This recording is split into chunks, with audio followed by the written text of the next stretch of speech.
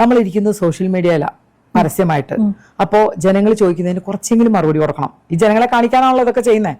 Hi everyone, അപ്പൊ എന്റെ പുതിയൊരു വീഡിയോയിലേക്ക് സ്വാഗതം. അപ്പൊ ഞാനിന്ന് വന്നിരിക്കുന്നത് രേണു സുധിക്ക് സപ്പോർട്ടുമായിട്ട് പ്രിയങ്ക എന്ന് പറയുന്ന ഒരു നടി വന്നിട്ടുണ്ടായിരുന്നു. നിങ്ങൾ ആരെങ്കിലും കണ്ടില്ലെങ്കിൽ ഞാൻ ആ വീഡിയോ ഇതിനകത്ത് വെക്കാം.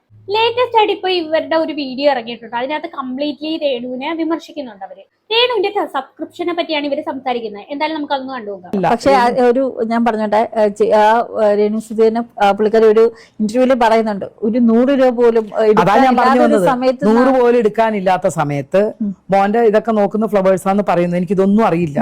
അവരെ കൊണ്ട് പറ്റുന്ന രീതിയിൽ പൈസ കുറച്ച് സമീപിച്ച് ഉണ്ടാക്കിയപ്പോ നമ്മളിരിക്കുന്നത് സോഷ്യൽ മീഡിയയിലാണ് പരസ്യമായിട്ട്. അപ്പോ ജനങ്ങൾ ചോദിക്കുന്നതിന് കുറച്ചെങ്കിലും മറുപടി കൊടുക്കണം. ഈ ജനങ്ങളെ കാണിക്കാനാണല്ലോ ഇതൊക്കെ ചെയ്യുന്നത്. അല്ലെങ്കിൽ പിന്നെ വെറുതെ എവിടെയെങ്കിലും പോയി ഒളിച്ചിരുന്ന് കൂട്ടി പൈസ കിട്ടുമോ?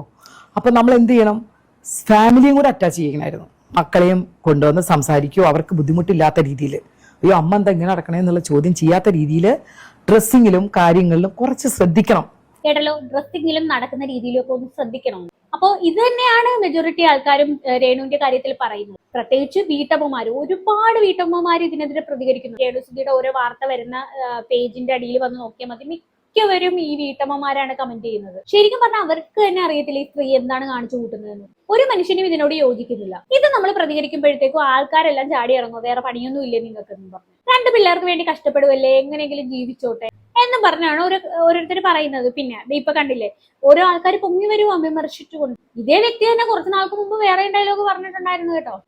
സത്യം പറഞ്ഞാൽ ഇവർക്ക് യാതൊരുവിധ നിലപാടും ഇല്ലെന്നാണ് എനിക്ക് തോന്നുന്നത്. ഞാൻ അവരെ കുറ്റം കുറ്റമല്ല, പക്ഷെ ഞാനൊന്ന് പറഞ്ഞു ശ്രദ്ധിച്ചിരുന്നെങ്കിൽ ഈ മക്കളോട്, ഈ വളർന്നു വന്ന മോനോട് അവന്റെ കൂട്ടുകാരന്മാരൊക്കെ ചോദിക്കുന്നുണ്ടാവും.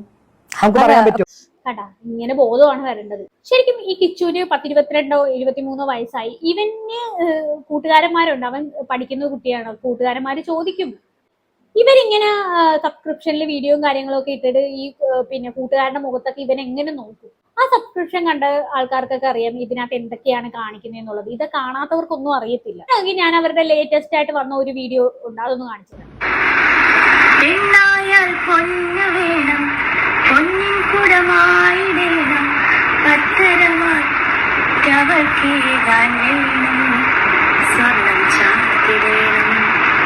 അപ്പൊ ഈ പരസ്യം നിങ്ങൾ ഓർക്കുന്നുണ്ടോ? നമ്മൾ 90 കിഡ്സിനൊക്കെ ഓർക്കാൻ പറ്റുന്ന പരസ്യങ്ങളൊക്കെ.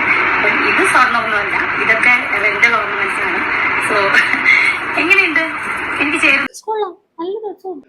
അതായത് സ്വർണത്തിന്റെ പരസ്യം ഇങ്ങനെ വേണമെങ്കിലും കാണിക്കാം. എന്തായാലും രേണുവിന്റെ പരസ്യം എല്ലാവർക്കും ഇഷ്ടപ്പെട്ടു എന്ന് കരുതുന്നു. ഈ പ്രിയങ്ക പറഞ്ഞ പോലെ കിച്ചു ഫ്രണ്ട്സ് ഇല്ലേ, അവനിക്ക് അവരുടെ മുന്നിലൊന്ന് ഫേസ് ചെയ്യാൻ പറ്റണ്ടേ? അവൻ പഠിക്കുന്ന സ്ഥലത്തെ ആൾക്കാരെ അവൻ ഫേസ് ചെയ്യണ്ടേ? ഈ പറയുന്ന നാണക്കേടും കാര്യങ്ങളും ഒക്കെ അവനെയാണ് ഏറ്റവും കൂടുതൽ എഫക്ട് ചെയ്യുന്നത്. അതുപോലും മനസ്സിലാക്കാതെയാണ് ഈ രേണു പ്രവർത്തിച്ചുകൊണ്ടിരിക്കുന്നത്. പുള്ളിക്കാരി സബ്സ്ക്രിപ്ഷൻ തന്നെ തുടങ്ങിയപ്പം ഈ ഫസ്റ്റ് ഡേ തന്നെ ഒരുപാട് പേരാണ് പുള്ളിക്കാരി സബ്സ്ക്രിപ്ഷൻ കിട്ടിയത്. എന്തുകൊണ്ടാ? ഇവിടെ കാണിക്കുന്നതല്ല, അതിനകത്ത് വേറെ കാണിക്കുന്നത്. അതെ, അതാണ് പറഞ്ഞത്. ഇവിടെ കാണിക്കുന്നതല്ല അവിടെ കാണിക്കുന്ന, അതിനകത്ത് വൻ പരിപാടികളല്ലേ നടക്കുന്നത്. അത് തന്നെയാണ് നമ്മളും പറയുന്നത്. നമ്മളൊക്കെ പറയുമ്പോഴല്ലേ വലിയ കുഴപ്പം. കുറെ ആൾക്കാർ ഇറങ്ങിയിരിക്കുക രേണുവിന്റെ സബ്സ്ക്രിപ്ഷൻ സപ്പോർട്ട് ചെയ്തോണ്ട്. അങ്ങേയറ്റം അപരാധമാണ് അതിനകത്ത് കാണിക്കുന്നതെന്ന് സകലമാന പേർക്കും അറിയാം. ഇനിയെങ്കിലും ബോധം വെക്കാത്ത ആൾക്കാർ ഇതൊക്കെ ഒന്ന് കണ്ടു നോക്കിയാൽ നന്നായി. അപ്പൊ ആൾക്കാർ അത് കയറി നോക്കാൻ വേണ്ടി പുള്ളിക്കാരി ഇപ്പൊ നമ്മളൊരു സബ്സ്ക്രിപ്ഷൻ ഇട്ട് കഴിഞ്ഞാൽ നമ്മള് ഇപ്പൊ ഒരു നോർമൽ ഒരു ആക്ട്രസ് ആയിക്കോട്ടെ, കുറച്ച് ഫീൽഡ് ഔട്ട് ആയിട്ട് നിൽക്കുന്ന ഒരാള് ഒരു സബ്സ്ക്രിപ്ഷൻ ഇട്ടാൽ പോലും എന്ത് കണ്ടന്റ് ഇട്ടാലും അത് കയറി നോക്കിയാലല്ല കണ്ടന്റ് ഉണ്ട് എന്ന് നമുക്ക് അറിയൂ. പക്ഷെ നമ്മള് ഇതിനകത്തുള്ള ഗാനമൊക്കെ കണ്ട് ബോധിച്ചിട്ടുണ്ട്. പുള്ളിക്കാരൻ അതിനകത്തുണ്ടല്ലോ. ഇതിൽ കൂടുതൽ എനിക്കൊന്നും പറയാനില്ല. ന്യായീകരിക്കുന്ന രീതിയൊക്കെ നിങ്ങൾ ശ്രദ്ധിച്ചാ. എനിക്കൊന്ന് ഫ്ലൈറ്റിലാണെന്ന് തോന്നുന്നു. പിന്നെ അവര് കാലിന്റെ ഒരു ഭാഗം കാണിക്കുന്നുണ്ട്. ഈ കാലിന് മുട്ടിന്റെ താഴത്തോട്ടുള്ള ഭാഗമൊക്കെ ഇങ്ങനെ ഒരു പ്രത്യേക രീതിയിലൊക്കെ ഷൂട്ട് ചെയ്തിട്ട് അതിനകത്ത് അവര് കാണിക്കുന്നു. ശരിക്കും പറഞ്ഞു കഴിഞ്ഞാൽ ഇതൊന്നും ഇൻസ്റ്റഗ്രാമിന്റെ കമ്മ്യൂണിറ്റി ഗൈഡിലൊന്നും സപ്പോർട്ട് ചെയ്യുന്നതല്ല. ഈ കാര്യങ്ങൾ ശരിക്കും പറഞ്ഞാൽ ഇത് ടെർമിനേറ്റ് ആയി പോകണമെന്നുണ്ടെങ്കിൽ ഈ കറക്റ്റ് ആയിട്ട് കംപ്ലൈന്റ് ചെയ്യണം. റിപ്പോർട്ട് ചെയ്യുന്നത് കറക്റ്റ് ആയിട്ട് നമ്മൾ തെരഞ്ഞു പിടിച്ച് ഇത്ര പേര് റിപ്പോർട്ട് ചെയ്ത് അത് അടിച്ചു പോകാവുന്നേ ഉള്ളൂ. കാരിയുടെ ആ ഒരുപാട് കഷ്ടപ്പെട്ടാണ് മുന്നോട്ട് വന്നത്.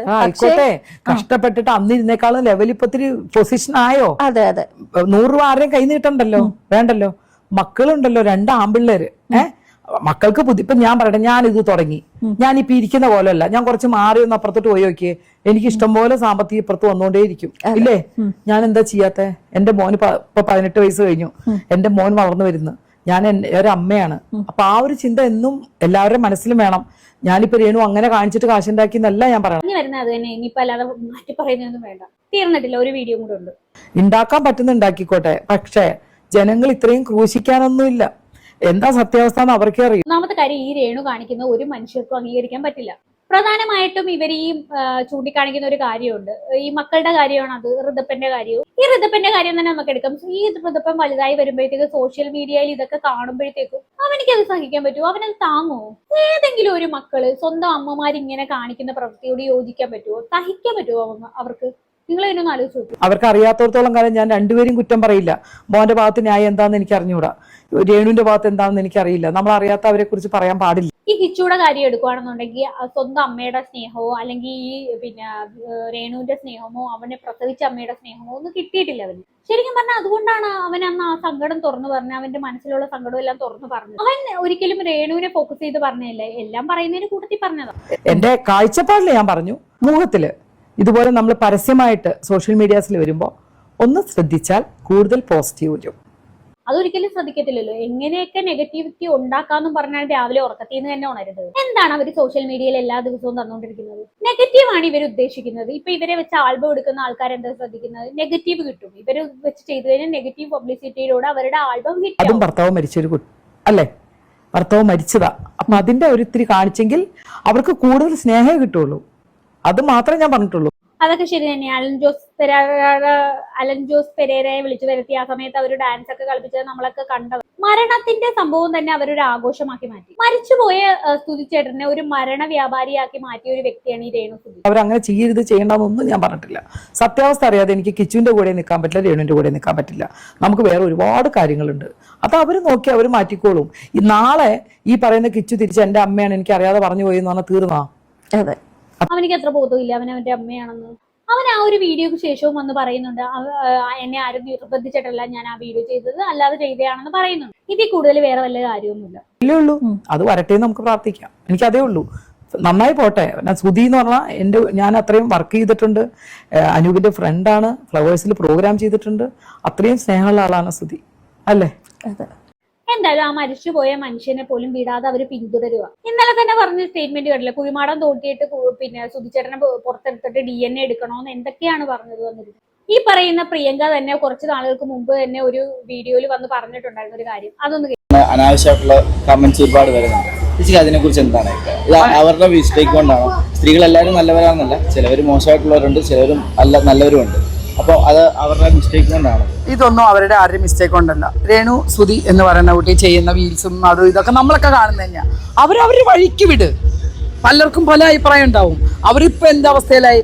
ആരുടെ മുമ്പിൽ കൈ കണ്ടില്ലേ? എല്ലാവരും അഭിപ്രായങ്ങൾ മാറ്റുന്നത് എന്തുകൊണ്ട്? അവരുടെ പ്രവൃത്തി കൊണ്ട് തന്നെയല്ല. അതെന്താ?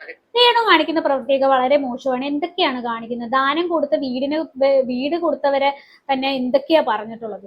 രേണുവിനെ സപ്പോർട്ട് ചെയ്ത് ആരൊക്കെ വരുന്നുണ്ടോ അവരൊക്കെ ഒക്കെ നാളെ ഒരു കാലത്ത് പണി കിട്ടിയിരിക്കും. വേറെ രീതിയിൽ പോവാതെ അവർ കാശുണ്ടാക്കി ഓരോ റീൽസ് ചെയ്ത് കാശുണ്ടാക്കി നമുക്കെന്താ എതിരഭിപ്രായം? അവരവരുടെ പാട്ടിന് വിട്. അവർ ചെയ്യുന്ന ജോലി അവർ ചെയ്യട്ടെ, ഞാൻ ചെയ്യുന്ന നിലപാട് ഞാൻ നടക്കും.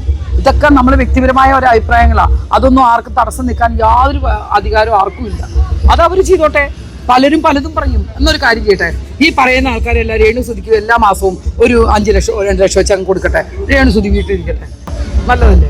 പറ്റുമോ? ആർക്കെങ്കിലും പറ്റുമോ? ഇല്ല, ഒരാളും ചെയ്യില്ല. അപ്പൊ അവര് ഞാൻ പറയുന്ന തെറ്റായ രീതിയിലല്ലാത്ത രീതിയിൽ. പിന്നെ നമ്മൾ ഒരു ഭർത്താവ് മരിച്ച ഒരാളാണ്, എല്ലാം ശരി തന്നെ. എൻ്റെ അഭിപ്രായത്തിൽ മറ്റുള്ളവരെയും കുറച്ചും കൂടെ ശ്രദ്ധിക്കുക. നമ്മുടെ സമൂഹത്തിൽ കുറേ നെഗറ്റീവ് കേൾക്കുമ്പോൾ കുറച്ച് കാര്യങ്ങളൊക്കെ നമ്മൾ ശ്രദ്ധിക്കേണ്ടതുണ്ട്. അതെൻ്റെ അഭിപ്രായമാണ്, വേറെ ആരുടെയല്ല. ഞാൻ എന്ത് ഡ്രസ്സ് ഇടണം, ഞാൻ എന്ത് ഇടണം ഞാൻ തീരുമാനിക്കണം. പക്ഷേ അത് സമൂഹത്തിൽ നടക്കുന്ന ഞാൻ അറിയപ്പെടുന്ന ഒരാളാകുമ്പോൾ ഞാൻ അത് കുറച്ച് അച്ചടക്കം പാലിക്കണമെന്ന് തീരുമാനിച്ച ആളാണ് ഞാൻ. അതെൻ്റെ അഭിപ്രായമാണ്. ഞാൻ എൻ്റെ അഭിപ്രായമായിട്ട് മുന്നോട്ട് പോകും. ഓരോരുത്തരും ഓരോ വഴിക്ക് അവരുടേതായ രീതിയിൽ പോകുന്നതിന് എനിക്കൊരു തടസ്സവും പറയാൻ ഞാൻ ആളല്ല. അവർക്ക് ജീവിക്കണ്ടേ? ഞാൻ പറഞ്ഞ അവരെന്തായാലും ഐശ്വര്യയുടെ അത്രയും ഭംഗിയുള്ള ആളല്ല എന്ന് എനിക്കും അറിയാം, നിങ്ങൾക്കൊക്കെ അറിയാം. ഭംഗിയുടെ അല്ല. ഞാൻ ഇന്ന് വരെ രേണു സുധിയെ ബോഡി ഷെയിം ചെയ്യുക അങ്ങനെയുള്ള കാര്യങ്ങളൊന്നും ചെയ്തിട്ടില്ല. പക്ഷെ എന്നാൽ രേണുവിനെ ബോഡി ഷെയിം ചെയ്യുന്ന ഒരുപാട് ആൾക്കാരുണ്ട്. രേണുവിന് ഒട്ടും വണ്ണമില്ല, പല്ല് ഉന്തിയിരിക്കുന്നു എന്നൊക്കെ പറഞ്ഞ് ഒരുപാട് പേര് കളിയാക്കാറുണ്ട്. നമുക്ക് അതൊന്നും വെച്ചെടുത്ത് കളിയാക്കേണ്ട ആവശ്യമൊന്നുമില്ല. അവര് കാണിക്കുന്ന പ്രവർത്തികളെയാണ് നമ്മൾ ഈ ചോദ്യം ചെയ്യുന്നത്. അവര് കാണിക്കുന്ന ഈ തോന്നിയവാസങ്ങളെയാണ് വിമർശിക്കുന്നത്, അല്ലാതെ വേറൊന്നുമല്ല. പിന്നെ ഇതിൽ കൂടുതൽ എനിക്കൊന്നും പറയാനില്ല. അപ്പൊ എന്താണ് നിങ്ങൾക്ക് ഇത് കേട്ടിട്ട് തോന്നുന്നതെന്ന് വെച്ചാൽ താഴെ കമന്റ് ബോക്സിൽ കമന്റ് ചെയ്യുക. അടുത്തൊരു വീഡിയോയിൽ കാണാം. അതുവരെ ബൈ ബൈ.